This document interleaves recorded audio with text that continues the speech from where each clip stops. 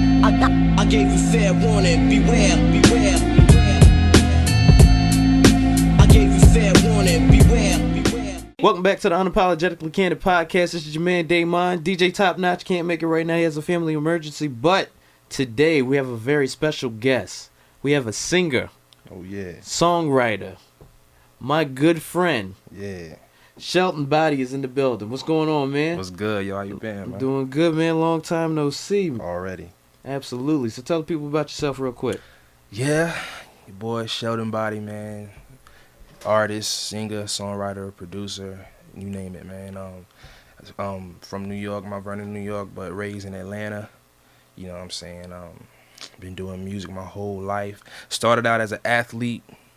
Got tired of niggas telling me what to do and shit. So I was like, fuck it, man. I'm gonna do this music shit. You can tell you don't give a fuck. You wearing shades inside. You ain't even got a Grammy yet. Hell nah, look, don't give a damn. Absolutely. But yo, real quick though, before we get into the interview, we're going to just got a couple news topics to discuss. All right, boy. So you know your boy, the Mango in Chief. I like to call him Twitter fingers and all that. He's I just read a report the other day that his administration will be cracking down on states that have recreational cannabis passed. What? Yes. So he's taking away the weed? Pretty much. Well, if it's medical, it seems like that they won't. But they gave some bullshit as reason to how like cannabis use can be linked to like opiate use rising up and all that. Needless to say, Jeff Sessions, who's now the appointed Attorney General, not only is he a racist, but he's like very against cannabis and things like that. Dang, that's bogus, man. They must not be smokers because everybody knows that smoking is for the soul. Yeah, it's weed from the earth. Man, it's from the earth, man. But as far as that, it's bullshit though. Yeah, it is. Mainly because it fucks up my business because I was planning on getting into that industry. So yeah, me too. I really lied to you, bro. Exactly, which stuff I can't even talk about. Yeah. But I'm like, if you just start that and you're just regressing things back, like we can't have. First of all, it's a lot of money that you're giving up. Yeah. Recreation alone, like look how much money Colorado made. Yeah, Billions. They pretty much put Colorado on the map.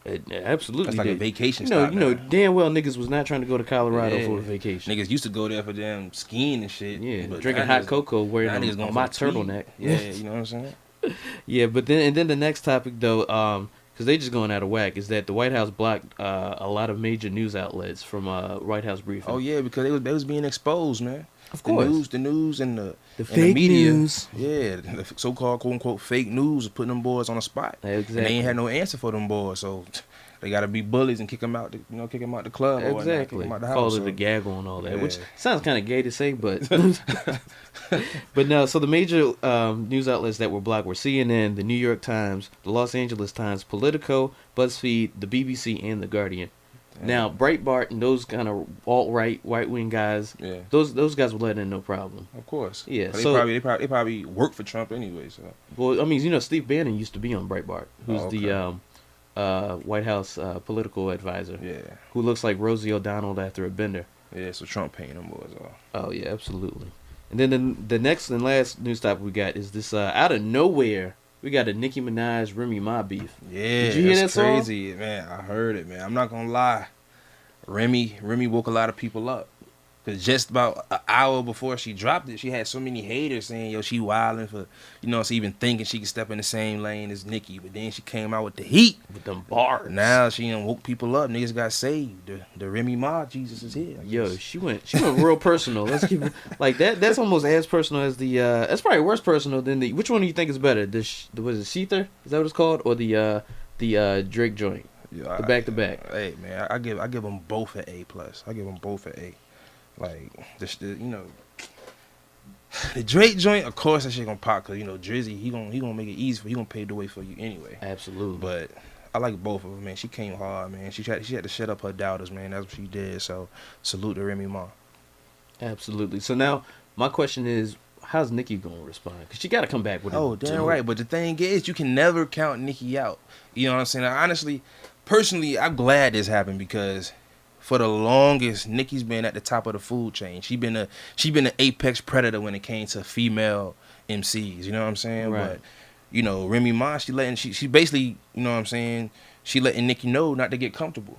So I feel like that's good for the game. It's good for music. You know what I'm saying? It's good for the hip hop world. It's good for hip hop. You know what I mean? So, but I think that Nicki gonna come back though. That's Nicki. Come I on. hope, yeah. Like, and she gets Yeah. dope lyricists. Already. So this should be a good battle, better than what the Drake Meek Mill. Oh, better than was. Drake and Meek Mill. Yeah. Absolutely. Honestly, I feel like the Drake and Meek Mill was the death of Meek Mill. Shout out to Meek Mill. That's my homie, man. Like I fuck with Meek already, but I like a couple. you know of what I'm saying. But I feel like Meek shouldn't have stuck to Drake. Not this soon in his career. He shouldn't have one. He shouldn't have done that, and he shouldn't have done it the way he did. Yeah, the way which was he going did it, on the way social he media did it. and all that. And then when you know what I'm saying, after the whole picture leak with Drake and Nicki, and I was like, damn, come on, son. Like it's over. Yeah, it's right. done data. Yeah. But so let's get down to the interview, down to the nitty gritty. Let me ask you something, bro. When's the first time you fell in love with music? Man, the first time I fell in love with music, I was 7 years old. Matter of fact, check that. I was 2 years old. And my father, man, R.I.P. Sheldon Body Senior. My dad gave me he got me the Michael Jackson tape, the Dangerous tour. I saw my boy Mike come out there with the gold Speedo. I'm just I saw my boy Mike come out there and kill it, man. I fell in love with it since. And then it's just, of course I grew up in church, you know what I mean? And my mother was in the choir. And it's just, I just fell in love with music all my life. Music has been part of me since I can remember. So I guess since I was 7. Okay. So you were 7. So you said you fell in love with Michael Jackson. So who are some of your other biggest influences? Oh, man. Michael Jackson, Stevie Wonder, Ray Charles, Donny Hathaway, Marvin Gaye. A lot of damn soul. It's a lot of people, man. Let's see, Brandy. Chris Brown, of course, is my favorite artist out right now. Tupac, Naughty by Nature, Redman and Method Man. Outkast, Biggie Smalls, man. I mean, the list goes on. Yeah. You know what I'm saying? I just love the world of music. Shania Twain, Garth Brooks, Rascal Flatts. I'm in the country right now. Word? Yeah. Get the fuck out of here. Darius Rucker Red Hot Chili Peppers, Hootie and the Blowfish? Foo Fighters, Creed, man, the list goes on. Every genre, man. I just have a love for music, man. I love what it does, man, for the soul and for your life. How inspirational it is, man. I love it, man. So you named a lot of people, different genres and different types of artists. Now, with those influences, are they incorporated like in the music that you write? Oh, very much so. Very much so. I always channel in, like I go by the vibe of the track. I go by the characteristic and the personality of the beat, and whatever I get from that, whatever vibe I get from that, that's how I write it. Cause you gonna have to explain how Shania Twain enters into some R&B, bro. Cause I don't know. That's a stretch right there. Yeah, man. I mean, Shania, man, she has dope sounds. Like when I look at her, when I listen to her background vocals, when I listen to how she phrases her lyrics or how she delivers a lyric. You know what I mean? Stuff like that. Like, just simple things. I guess the technical aspect of it. Got you. You know what I'm saying? Not necessarily the swagger or, how she's doing it, but just the technical part of it. And I like to, maybe put it somewhere in my song to give people like, whoa, like to catch people off guard. You know what I mean? Got you. So then if you had to name, because you named a lot of influences. Yeah. Top 5 singers dead or alive. Oh, top 5 dead or alive? Okay. Yes. Michael Jackson, Prince, Chris Brown, Brandy, Kehlani. Really, Kehlani? Yeah, she knew that early. Yeah, that early. That's my baby. She's dope. Kehlani, I'm gonna marry you. Whenever I meet you, you mine, and we're gonna make so many babies. We're gonna basically produce the next Jackson 5. And Kehlani, I'm calling it right now. Before you marry him, you just let you know you're my future ex-wife. So, but you're also a writer as well as a singer. Yeah. So tell me, who's some of the artists that you've written for? I've done a track for Ecuadorian artist named Gabriel Garango, Day 26, 112, Austin Mahone. I've wrote a track for CeeLo Green. Okay. Let's see. Sheldon Body wrote a track for him. And that's about it. That's all the major artists. Major artists you wrote. So how'd you come about writing for Day 26? Oh, Day 26. Well, I was a part of a production team called Edema, and one of the writers or part of that team had a good relationship with Brian Angel, and he heard a track that I wrote, and and sung, and he wanted to do it. The guys heard it, they fell in love with it. The records is called Russian Roulette and You're Worth It. Dope records. You got royalties on it? I didn't necessarily get royalties, but I got credit. You know what I'm saying? Yeah, credit. Oh, never Yeah. mind. Don't download it then. Don't worry about it. Yeah. People listening, don't worry about it. You're not getting no money from it. Yeah. So what about well then how did 112 and all that come about? Did the same similar way? Or? The same similar way. A relationship of Q Parker of 112 has a great relationship with a producer that I've been working with named Adrian Porter. Mm-hmm. And he has a label called AP Factor. And we've been doing some work together, and Q Parker's a great friend of him, and he heard my stuff and was just like, yo man, send me some records. So Okay. that's what I did.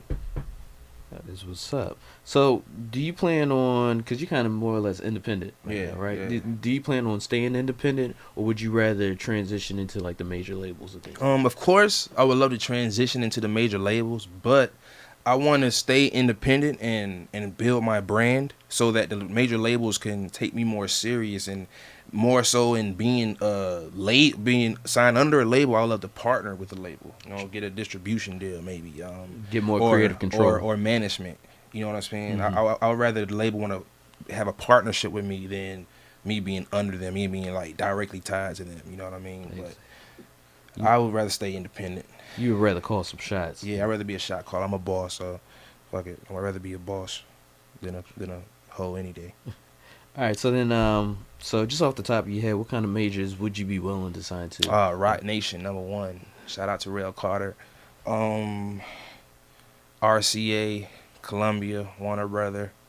Really, it doesn't matter. Any label that want to fuck with Shells, I'm willing to fuck with you. Say as long Let's as the get to deal's this right. money. Yeah, let's get this money. Let's change lives, I man. hear that. So you recently went up to New York to meet with Roc Nation. So tell me Yeah. about that. How did that come about? Oh man, that was a dream come true, and it's so funny because just know that any way possible that you can network, do it, man. I was chilling one day, and my cousin Young Motive, he was like, "Yo, bro, Rail Carter is on live on Instagram Live, so just add him as a friend and tune in. He's accepting records." And then so I go in there, I go on his live or whatever, and people are submitting records, and he's listening to records like right on live. So I'm like, yo, shit. So I sent him. I'm like, yo, where can I send you my music? He's like, yo, send it to my assistant's email. I did that. My song was the last song that he played, so of course it was the last song he heard. So it had the best impression out of everybody. But long story short, he heard my music. 2 weeks later, or maybe a week later, not 2 weeks, but a week later, I get an email from his assistant saying that Rail Carter would like to meet with you. So first thing, I got a plane ticket, flew up there. So I met Emery, I met Casanova, Memphis Bleak. You know what I'm saying? It was a humbling experience just to be around that energy, just to be around that vibe, man. It was just crazy, man. It was so humbling and inspiring, man. And of course they rock with me, so be on the lookout for that situation. And I'm just excited, man. What y'all sipping Douce? Say that one more time. So what y'all sipping Douce? Douce, what's that? The cognac. You know Douce? Oh. Damn, bro, how you gonna be? You gotta know they stuff. Yeah, I already know. I'm like, Douce, what the fuck? Nah, we was sipping on Douce, man. It was real professional, man. Okay. We was chilling, man. So shout out to Jazz too. That's my baby right there. Shout out to Jazz, man, and all the interns working at Roc Nation. They dope. That's what's up. So is this more like a possible artist signing, or? Honestly, I think we're just trying to, see how we gel together. Trying to vibe with each other, man. See where we can go. You know what I mean? Like I asked Rel because I was there trying to get him to manage me, but he was just saying, let's see how we vibe and let's see, if we, basically we can fuck with each other, But first impression was dope. You know what I mean? Off top, you could tell like we gonna be doing a lot of business together, but. We'll see. I don't know what the future holds, but I know the future is really bright in my kingdom. So That's fantastic, Yeah. man. Nothing but good vibes. I'm Already. proud of it. yeah, Absolutely. So you got doors starting to creak open for Yeah, you. You got the yeah. music you've been putting out, been writing for a minute. I've been in the studio with you a few times. yeah. So let me ask you this. What is your end goal as far as your music career? My end goal is to inspire others to follow their dreams. To do not let self-doubt, self-pity. Do not let your haters, cause you to be in your own way. You know what I'm saying? I want to be a major outlet for young talent, young inspiring artists, young inspiring producers, entrepreneurs to go out and do and follow their dreams. Like, I want to start a school of music, almost like a school of rock type thing. Excuse me. And basically, you know, because like not everybody want to go to school and learn fucking math and English and all that shit. Nobody want to do that shit. So why waste your time doing that when you can be, you know, doing what you want to do? Like, at the end of the day, everybody has a goal, right? So there's a lot of talented people out here, but they don't have a way. They don't have an outlet to, you know, to do that. So I want to be that outlet for them. You know what I mean? I want to start a school, start a curriculum that basically will be, you know, recognized as a major component in education, but not just as far as school or academics, but media, engineering, producing, you know, artistry. Because what you see nowadays is nothing but entertainment, right? That's a major conglomerate of our government. Look at the president. Yeah. That's real fucking entertaining. Yeah. Not to be political about it, but no, selfishly though, what is your end goal? Oh, my end goal. You know, everybody got that list. Yeah, my end goal, man. I want to be the best, one of the greatest singers, greatest artists, greatest writers, greatest producers of all time, man. I want to be top notch. You want to be a legend. Okay. I want to be a legend, man. I hear you. I'm on that same track. You know, I want an EGOT. Yeah. That's my goal right there. That's my ultimate. I don't know how I'm gonna get that Tony, but I'm gonna get it. Yeah, already. But so since music is so ingrained from you at such an early stage in your life, and then it's a huge thing now, if you couldn't do music anymore, what would you be doing? If I couldn't do music, I'd probably be a coach. I'd be a coach. Yeah, because you're an athlete, right? Yeah. Play basketball. Yeah, football, track, all that. So I'd be a coach. Most definitely. Damn, you sounded so depressed when you said that, though. Yeah, because I honestly can't see my life without music, to be real with you. Like, that's how much I love music. Like, music is a part of me. Like, if someone told me I couldn't do music no more, I'll get them a gun, tell them to shoot me dead right now, because my life ain't worth living without music. Damn.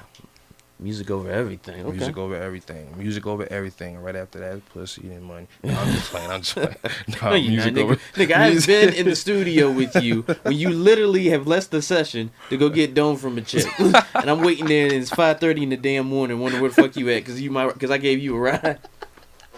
Yeah, man, yo, it was crazy. Like, I mean, shit, we wasn't doing nothing. Niggas was just sitting here chilling. I'm like, fuck, I'm about to go. Niggas was writing a song. I'm about to go chill with this shorty because nobody, you know. Sometimes, like, okay, let me tell you about that situation.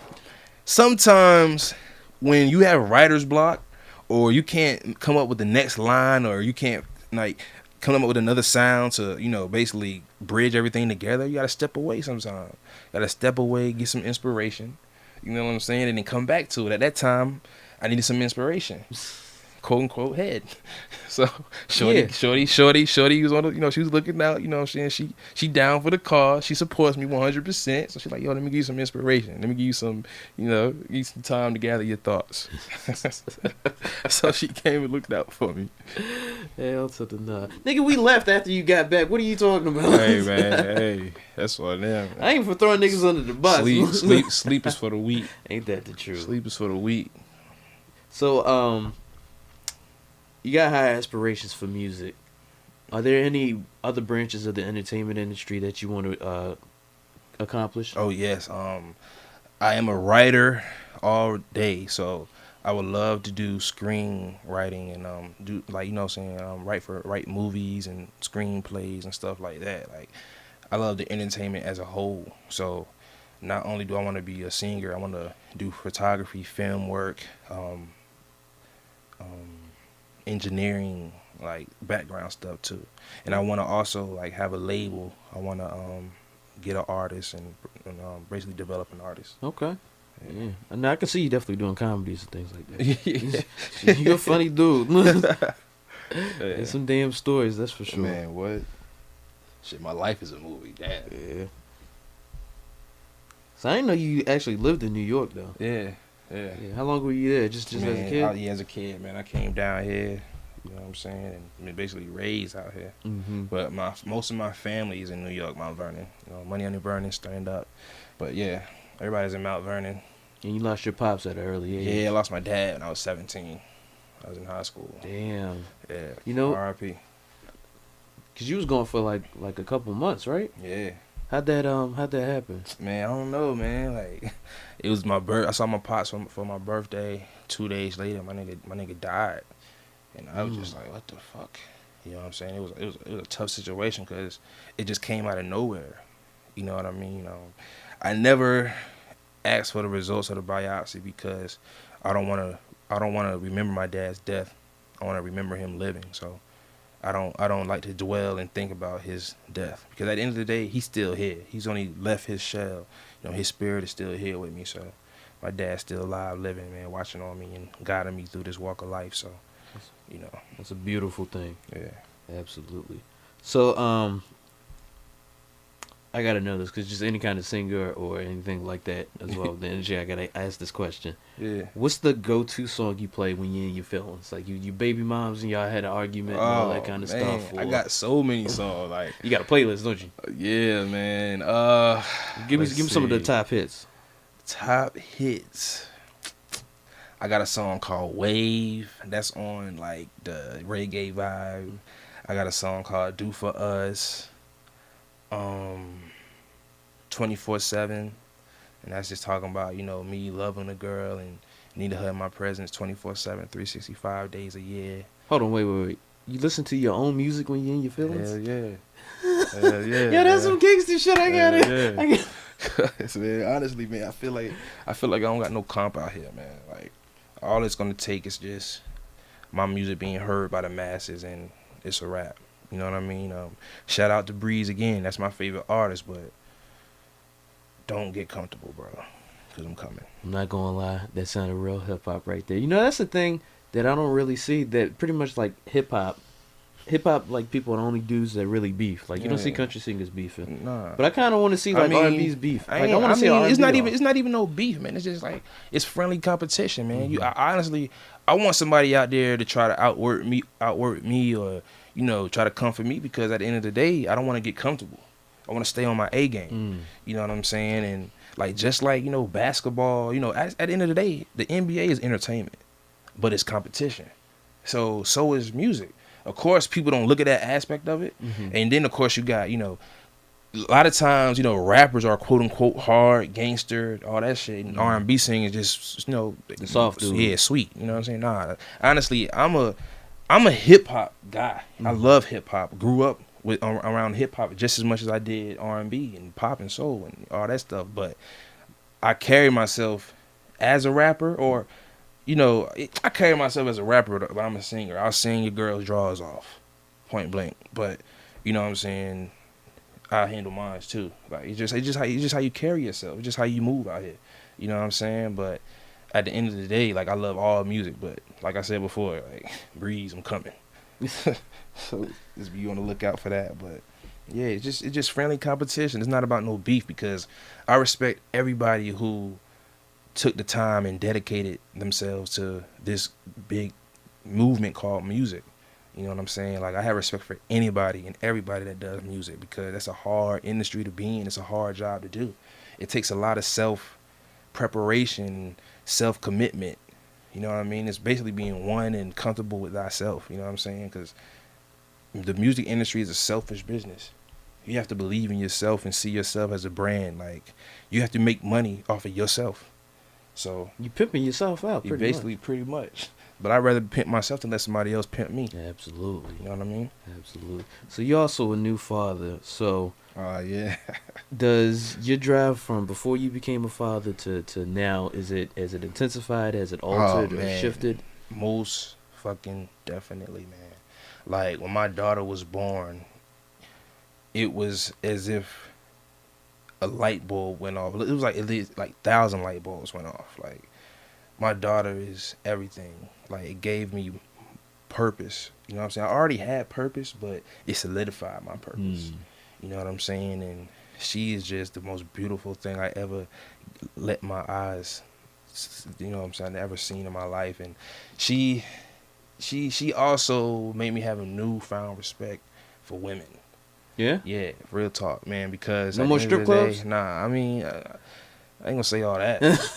But, you know what I mean? It's just, I respect women because I have a daughter, you know what I mean? And I want a man to treat, you know what I'm saying? I want a man to treat my daughter the way, you know, I would want her to be treated. So it's not fair for me to treat women any kind of way, but I want my daughter to be treated good. So it just, you know, it just opened my eyes to a lot of aspects of life, you know? Yeah, so you ain't gonna be dogging no more girls out no more? Nah, not What? at all, man. Not at all. Oh, man, I learned from you. Hey, man, yeah. I gotta, you know, I mean, you know, at the end of the day, I'm at a point in my life where I'm looking for a writer, man. I'm looking for a shorty that I can start building an empire with and just, you know, share my life with, you know. That life partner. Yeah, Okay. that life partner, man. So, what's it like being a new father? Because it's your first man. one. It's a huge responsibility. You ain't like, you know, it's not like I could take breaks. Ain't no time off. It's a 24-hour job. So, you know, but it's dope, though. It's something that I don't know. I'm not a deadbeat dad, so I don't know what it means to take breaks, but it's like I have the urge to be a good father. I have the urge to be there for my kid. That's beautiful. So let me ask you this. You in a studio session with Kanye or Jay-Z or something like that, but you get a call. It's your daughter. Got to be rushed to the emergency room. Yeah. What do you do? I'm out? Yeah. But most likely, though, I'm not going to lie, like, I'm real pro to having my kid with me. I want my little girl to see what goes. I want her to see what daddy does, because at the end of the day, I want her to follow my footsteps. I want her to get in her head early, not to be programmed to have a boss. I want her to be her own boss. I want her to start her own clothing line. I want her to, you know, basically be the machine behind herself. You know what I mean? Like, I don't want her to ever have to depend on no man. I want her to be with daddy everywhere I go. I want her to learn what I know and do what I do, but at a higher level. I want her to start early. You know what I'm saying? I want my daughter to be the next Beyonce. She's gonna be the next B. So I'm real pro with having my daughter with me to the studio. Till this day, my daughter comes with me to the studio. So. Okay. Yeah. She's hip too. Like, she dancing already, singing. She trying to sing. Like no. Yeah. she a trip. Oh shit! I'm gonna have to go. Man, I ain't been in the studio with you in a minute. We gonna have to get up there. Yeah, we got to, bro. Absolutely. So, what are any upcoming projects that you're working on? Let's see. I've been working on 112 project for a minute. That's still, you know, still working on that. I'm working on my single that I'm about to start dropping. That I'm about to drop soon. I'm just trying to collab with some producers. You know, I'm trying to get the thing popping and just add up everything. Just add up all the equations and everything. And just come up with a dope product. Okay. So you have an album in the works, or you just gonna... Nah, I'm not necessarily trying to do an album. I'm just trying to push a single. You know what I mean? I do have some songs on my SoundCloud or whatever, but I want to release an EPK. You know what I mean? And for the summertime, and just for an awareness campaign, get my name out there. Okay. Yeah. Is it gonna be like a concept, or is just single, like a EP of singles that you really? Yeah, probably an EPK of singles. But I mean, I don't know. I'll probably just go with the flow on that one. Like, if I feel like it needs to be a concept, it depends on what's going on in my life or, you know, in the world at that moment. Like, if I feel like it needs to be like something with inspiration or something about love or having fun, I don't know. I'd probably just go with the flow at that point. So what's more important to you, album sales or more recognition of your work? I would say recognition, because when people recognize my talent, when people recognize my worth to the music industry or just me as an artist, everything that's going to speak for itself, and that's going to make them want to buy my albums. You know what I'm saying? When you're trying to push somebody to buy something, like, it's almost like a rebellious child. Like, you go tell somebody to go buy your record, and you're like, what for? Why? You know what I'm saying? But at the end of the day, like, when people latch on to my movement, when people see me as an artist and see, like, how dope I am and how they can easily, like, you know, be able to, you know, what's the word? They'll be able to relate to me. You know what I'm saying? Yeah. Because, like, honestly, I'm out here grinding just like anybody else, you know. I'm not better than no one. You know what I mean? I'm just somebody that working hard to perfect their craft and get something out of it. And I think that's everybody's story right now. Everybody's trying to do something out here to be successful. I just decided to do music, and I'm just doing it to the best of my ability. So, like, once people, you know, get to know me as a person, as an artist, they'll want to buy my stuff because they're going to support me. So, you know, so I guess recognition. Okay. Because once you get the recognition, the album sales will come if people fuck with you. Yeah. But I mean, like we was talking earlier, album sales really ain't Yeah, popping nah, what it yeah. used to be. You can just go on YouTube. You got free data, unlimited data. You just go on YouTube and listen to the song on there. You know what I mean? But at the end of the day, man, when you do something for a career job, it can't be about the money. Yeah, you know what I mean? You got to make a living, but if it's about the money, then you don't need to be doing it. You know what I'm saying? Because, you know, the love for it, the passion for it's not going to be there.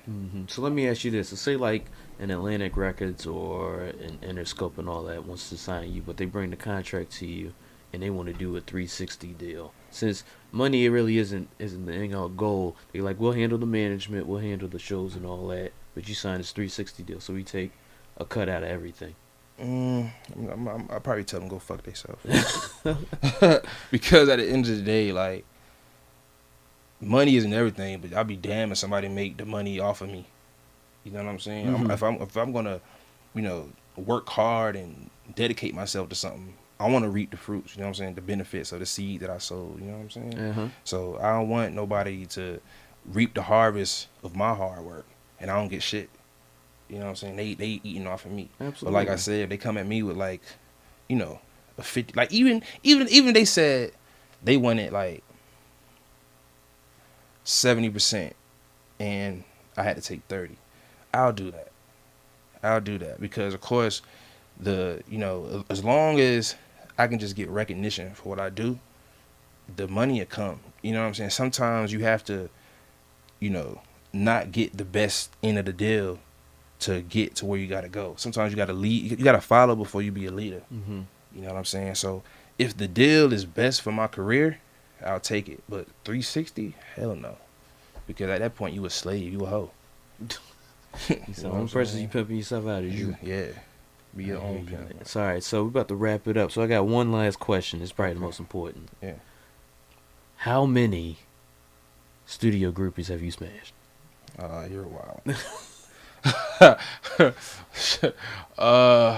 Let's see.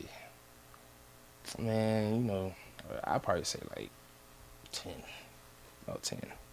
But they weren't groupies. I'm not gonna try them like they're groupies. Like they weren't groupies, but translation, they were really groupies. But yeah, like 10. Like 10? Yeah. Okay. Man, it's been a dope interview. I'm glad we finally got to get you out. I know I spoke to you a while ago. I know you've been busy making moves. Yeah. But so tell people where they can find you at, where your music at, social media, all that. Oh yeah, man. You can find my music right now on SoundCloud. That's Sheldon Body, SheldonBody on SoundCloud. I have a song, Me and Trans Lee, on Amazon, Apple Music, Spotify, Tidal, everywhere. It's called Weekend, WEEKND, Weekend. That's me and Trans Lee. And then you can find me on Instagram at Sheldon Body, and Twitter, Sheldon Body. So you can find me everywhere at Sheldon Body. Okay, great. Check it out, man. Good music, good for the soul, good for the heart. You know what I'm saying? It's real music. Check it out. Well, absolutely, and brother. I look forward to you making your moves. Hopefully the deal with the Roc Nation and all that goes through. Yeah, most definitely. If so, you get me a case of Douce, right? Hey, I got you. Already, man. You already know. Perfect. That's all I need. All right, y'all. This has been Unapologetically Candid. You can find me at This Is Damon on Instagram. You look for us at the Facebook page Unapologetically Candid. And then of course on SoundCloud.com/Unapologetically Candid. Share it, get people on it.